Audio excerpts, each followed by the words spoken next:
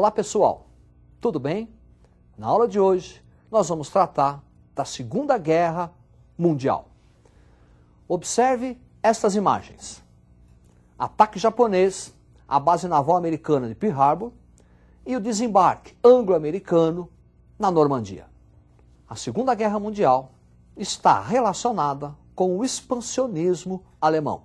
A partir da chegada de Hitler ao poder e a instalação da ditadura nazista, inicia-se uma expansão germânica em busca do tal do espaço vital. Observe o quadro. Expansionismo alemão. Primeiro, ocupação da Renânia. Depois, o Pacto Anti-Komintern, que é um acordo político entre a Alemanha e o Japão para conter o avanço do comunismo soviético. Depois, a formação do Eixo. É uma aliança político-militar entre a Alemanha, de Hitler, a Itália, de Mussolini, e o Japão, de Hirohito. Anexação da Tchecoslováquia pela Alemanha. Depois, interessante, um pacto de não agressão entre a Alemanha nazista e a União Soviética. E, finalmente, 1º de setembro de 1939, invasão da Polônia, causa imediata da Segunda Guerra Mundial. Esse pacto de não agressão, também chamado Pacto Ribbentrop-Molotov, auxiliava a Alemanha para evitar o que ocorreu na Primeira Guerra Mundial, quando ela teve que lutar em duas frentes, a frente ocidental e a frente oriental, assinando um pacto de não agressão com a União Soviética, uma preocupação inicial só com a frente ocidental. Auxiliou também a União Soviética, que vai ter tempo para se preparar até a invasão alemã. Também contribuiu para a Segunda Guerra Mundial a política de apaziguamento exercida pela Inglaterra e França. A partir da instalação da ditadura nazista, Hitler sistematicamente vai cometer violações no Tratado de Versalhes, imposto pela França e pela Inglaterra. Diante das sistemáticas violações, França e Inglaterra nada fizeram. Também política de neutralidade dos Estados Unidos da América, muito mais preocupados em resolverem seus problemas internos pós-crise de 29. A Segunda Guerra Mundial tem dois momentos distintos, o avanço do eixo e o avanço dos aliados. Observe o quadro. Ofensiva do eixo, 39-41.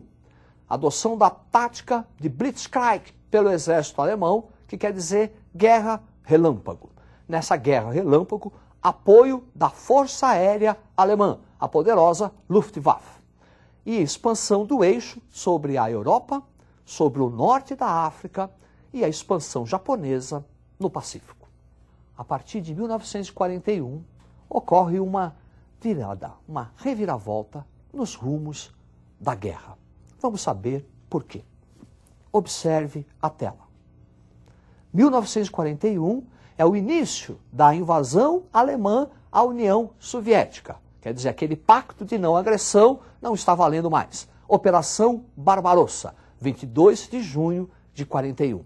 E também, no mesmo ano, 8 de dezembro, expansão japonesa pelo Pacífico e o ataque à base naval norte-americana de Pearl Harbor. A partir daí, um segundo momento desta Segunda Guerra Mundial, caracterizada agora pelo avanço dos aliados. Observe o quadro.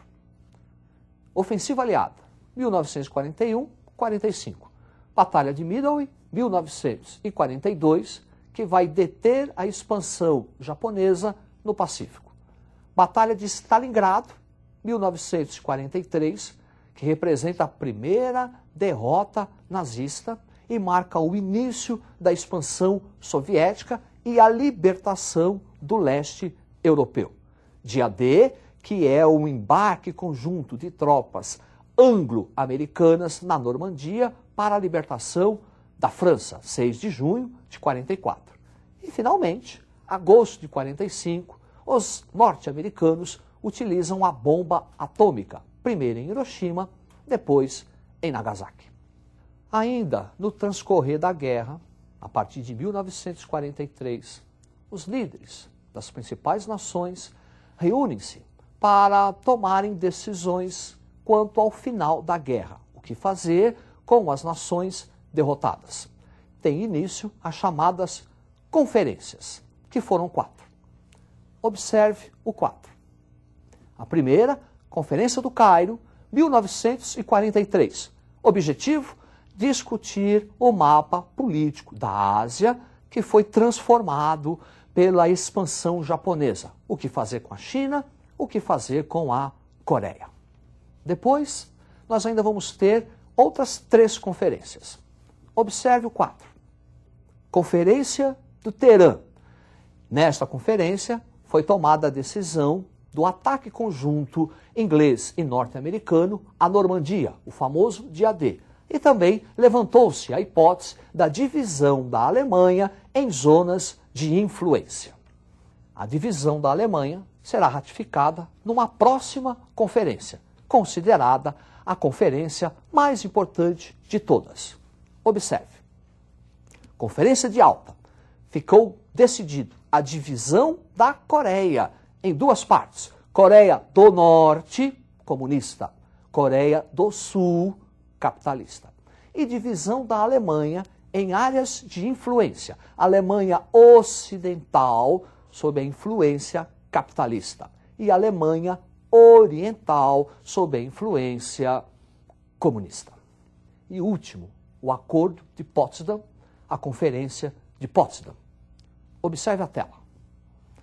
Efetivada a divisão da Alemanha, não só da Alemanha, como também da capital alemã, Berlim. Berlim também será dividida em áreas de influência. A parte ocidental de Berlim, influência capitalista. A parte oriental de Berlim, influência comunista. E é na cidade de Berlim que foi erguido o famoso muro, o Muro de Berlim. Portanto, o muro divide a cidade, ou melhor, dividia a cidade de Berlim, e não a Alemanha. E a instalação do Tribunal de Nuremberg para o julgamento dos crimes nazistas.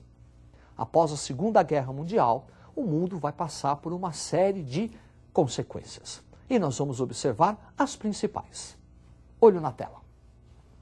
Consequências da guerra. Início da era atômica, desenvolvimento da Guerra Fria, considerada uma terceira guerra mundial, a criação de um organismo internacional para a preservação da paz mundial, a ONU, Organização das Nações Unidas, e o processo de descolonização da Ásia e da África. Sobre o processo de descolonização da Ásia e da África, nós vamos tratar numa próxima aula. Agora, nós vamos ver Guerra Fria. Guerra Fria consistiu num conflito ideológico entre o bloco capitalista e o bloco comunista. Observe o quadro. Guerra Fria, iniciada pela doutrina Truman, um discurso do presidente norte-americano ao Senado, Henry Truman, onde ele afirmava ser um dever dos Estados Unidos da América conter a expansão comunista. E aí inicia-se a Guerra Fria. De um lado, o bloco capitalista, sob a liderança dos Estados Unidos da América. Do outro, o bloco socialista, sob a liderança da União Soviética. Essa Guerra Fria será consolidada com a participação dos Estados Unidos da América na reconstrução econômica da Europa. Saiu da Segunda Guerra Mundial com a sua economia destruída. Os norte-americanos vão ajudar na reconstrução. Observe o quadro. É o famoso Plano Marshall. Ajuda econômica para a reconstrução europeia. O país que receber a ajuda econômica, em troca, deve conter o avanço do comunismo. Além do Plano Marshall, que é uma política americana externa, internamente, os Estados Unidos vão conhecer um movimento chamado macartismo. Observe o quadro. Macartismo, uma intensa campanha contra o comunismo, violenta internamente, que vai se constituir numa grave ameaça à liberdade de expressão. Macartismo, porque o responsável pelo início da campanha foi o senador Joseph McCarthy. Macartismo, então, uma verdadeira caça às bruxas, constituindo uma grave ameaça à liberdade de expressão, tão bem protegida, defendida e sendo um orgulho dos norte-americanos. Também por consequência da Segunda Guerra Mundial, nós vamos ter o início de uma corrida armamentista. Observe o quadro. Formação das alianças militares.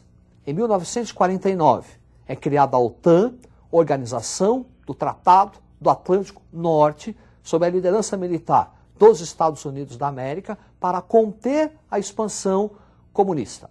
Em resposta, 1955 é criada o Pacto de Varsóvia, a Cortina de Ferro, um pacto militar dos países comunistas sob a liderança da União Soviética.